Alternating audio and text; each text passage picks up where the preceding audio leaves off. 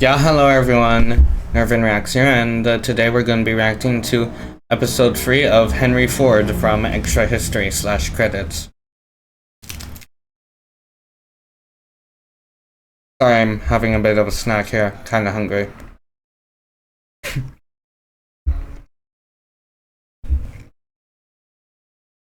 So, yeah. This episode's called The Model T. I've seen pictures of it, and it looks pretty fancy. So, yeah, let's get to it, shall we?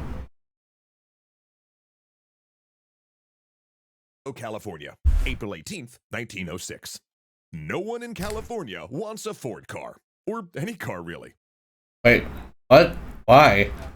I mean, why would you, right? It's the American West. Horses are plentiful, reliable, and require little maintenance. For instance, inside the city's only Ford dealership, its stock of Model A's have sat for a year without a sale. But then... Okay, so many of you may think, but why wouldn't you want a car? Well, like you said before, horses were plentiful in California. Not just California, the American West. And it's as the saying goes, if it's not broken, don't fix it. And that implies this situation here. Why buy a car when you have lots of horses? Oh yeah. So yeah, it's understandable that they wouldn't want to buy a car. The ground begins to shake. Buildings start to collapse into the street. And after a 42-second-long earthquake and a day of resulting fires, 80% of the city's buildings are destroyed. 3,000 die, with more screaming coming from underneath the rubble. Quickly, the dealer hands his stock of Model A's to the city. The cars climb hills and traverse brick-littered streets. They haul beams out of the way and carry supplies to refugees. They go where the horses, terrified of the noise, smells, and flames, simply won't. And within 5 days, Ford representatives arrive with new stock, telling the city to pay when they can. California had just learned to love the automobile. Well, good for Henry Ford, because honestly, if that hadn't happened, it's most likely that that the Ford company would have suffered a huge setback in profits.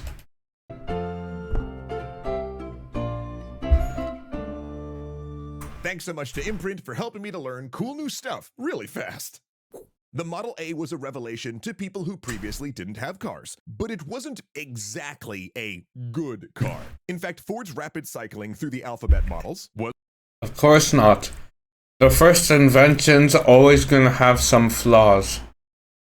That's why we keep innovating and improving stuff, so as to get rid of those flaws. So yeah.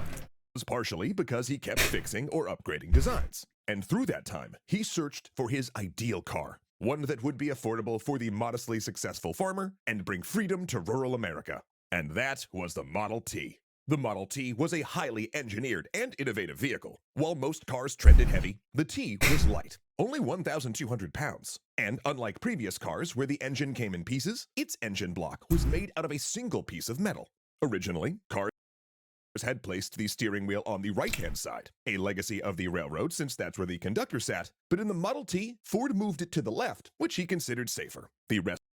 Oh, so that's why most cars have the steering wheel on the left. Nice. Now, I'm currently learning how to drive, and I'm right-handed, so I don't think I would be able to drive a car on the left. So yeah, if I'm gonna buy a car, I'm definitely gonna ask for a model with the driver's seat on the left. The rest of the industry would later follow suit. And to ignite the gasoline air mix, it had a revolutionary magneto flywheel, which used magnets to create a spark. Further, he built it specifically to work on America's farm roads, which were mostly dirt, mud, and gravel. He gave...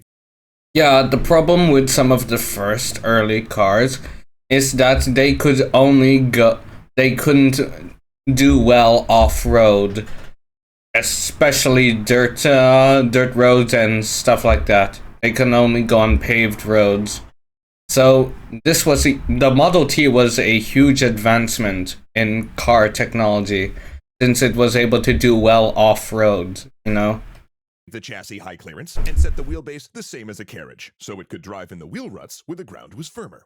Throw some belts around the axle, and it could even be used as a portable motor for running farm equipment. And in 1908, all this could be yours for $850, where other comparable cars cost over $1,000. And as Ford moved into a mass production system in his new plant at Highland Park, that price would fall almost yearly, down to $490 in 1916, and by that point, over half of the cars in America were Ford Model Ts. Now, it's impossible to overstate the impact that this car had on America. Rural families were previously rooted to their land, since horses tired out quickly. Heck, if a family... Yeah, horses are reliable. However, they're not as reliable as cars, because unlike cars, you need to refuel only like every once in a while, maybe after 2 or 3 weeks. You need to feed your horses at least 2 times per day. They also need water, and you need to clean them to make sure they don't stink. Cars don't generally stink unless you make them stinky. And not to mention, horses still get tired after a few miles, while cars, they don't get tired. Their only limit is their fuel supply. So yeah, it for farm families, it was a huge impact on them. Lived 20 to 30 miles away, you might not see them for decades. For these people, it truly opened the world to them and gave them a sense of freedom and happiness. It also connected people to America's wild spaces, allowing city dwellers to visit the woods, allowed access to better medical treatment for those not usually near it, and even created the vacation.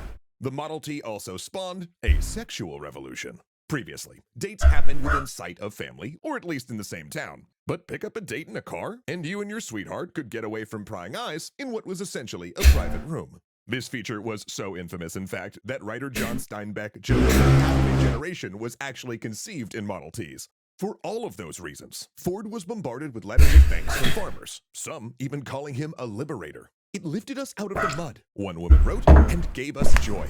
The car was so ubiquitous, it actually had a whole subgenre of joke books written around it, laughing about how it rattled, was so small and light and cheap to purchase. And owners often superstitiously ascribed personalities to their vehicles, dismissing the temperamental behavior of its starter crank and engine, not as a flawed design, but simply as the vehicle making mischief or being stubborn. Remember, these were people who'd grown up dealing with horses who actually did exhibit these behaviors, so I can kind of see where they're coming from. Yeah, you can kind of see it as well. Now, before the Model T, Ford's reputation was that of a talented and principled everyman who'd made good. He famously battled a patent troll in court who, bankrolled by an electric car company, claimed to have invented the internal combustion engine and wanted a percentage of every car sold. Ford's victory there, pitched as a Teddy Roosevelt-style antitrust battle, made him a hero. Have a break, have a Kit Kat. But once the Worst Kit Kat ad I've ever seen. Model T changed the country, Ford achieved superstardom. Books and magazine profiles touted him as a genius inventor and business wizard. Though, just to be clear, Ford didn't design the Model T by himself. He was Of course not. No man rules alone, after all.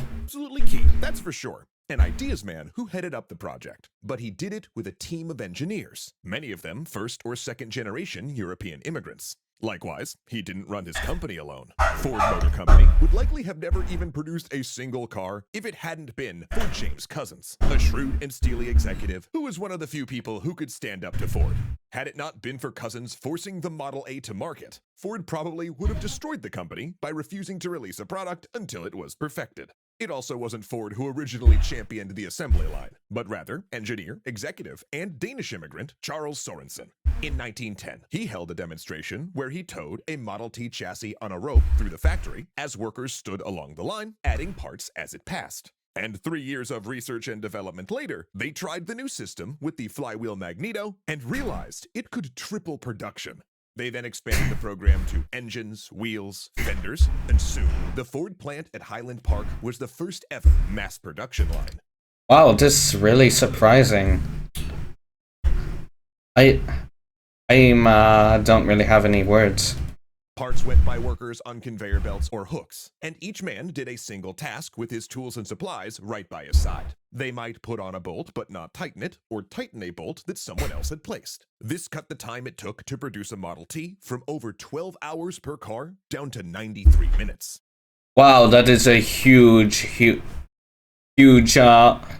labor improvement from 12 hours to just less than an hour and a half.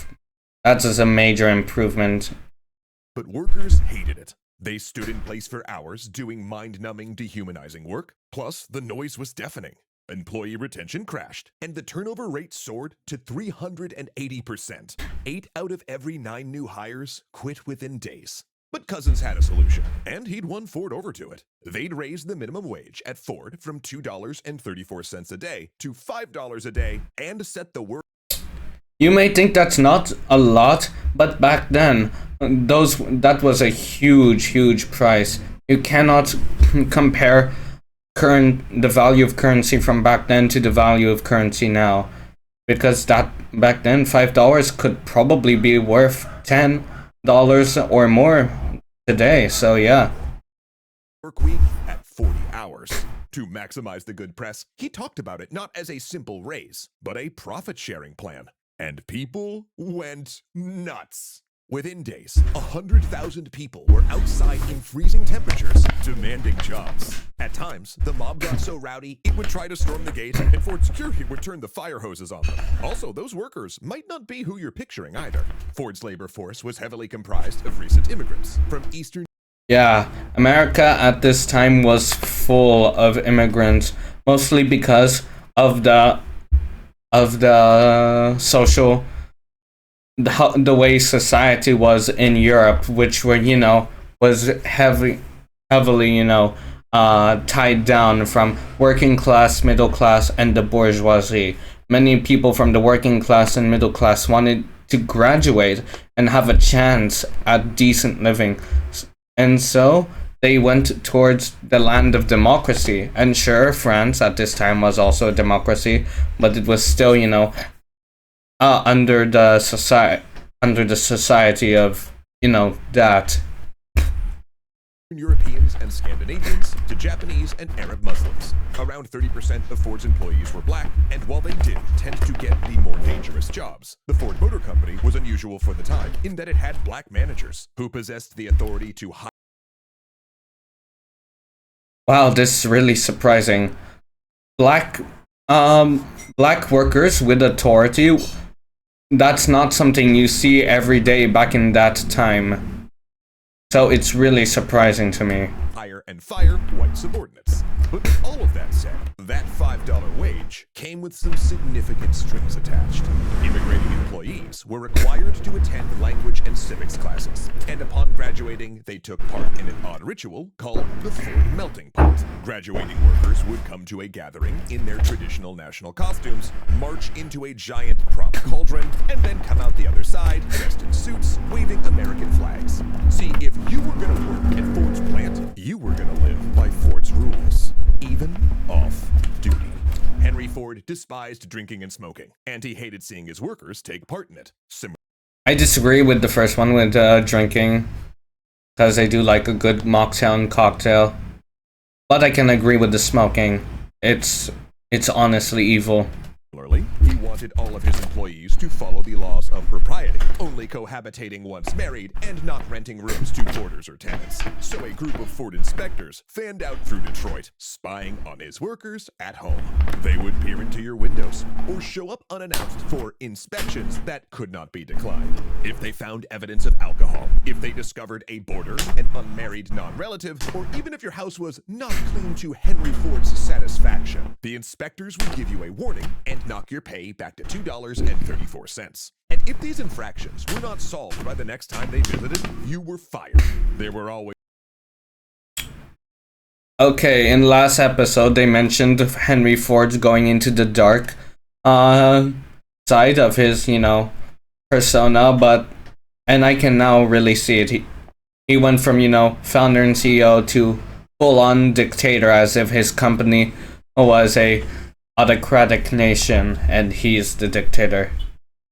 Always more men who wanted that $5 wage after all. And Ford's social engineering would not stop at terrorizing his workers. For as World War I concluded and the Roaring Twenties began, Ford would descend into paranoid fantasies about his own labor force and take a deep dive into the anti-Semitic conspiracy theories of the interwar period. The dark side of Henry Ford was about to emerge, and no one, not his colleagues, family, company, or nation, would emerge unscathed. And speaking of darkness, I have a question for you about that. Oh, ad time.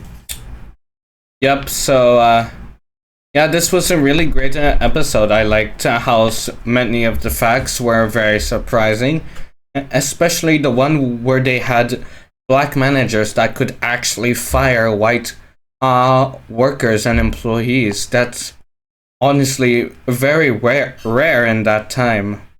So, yeah, that was the most shocking fact to me in this episode. And, I don't really have anything else to say, so yeah, if you like this video, please hit that like and subscribe. Check out my Facebook page, link is in the description. So will the link to the original video by Extra History. Go check them out, they make amazing content. Anyway, that's all for today. I'll see you guys next time. Bye!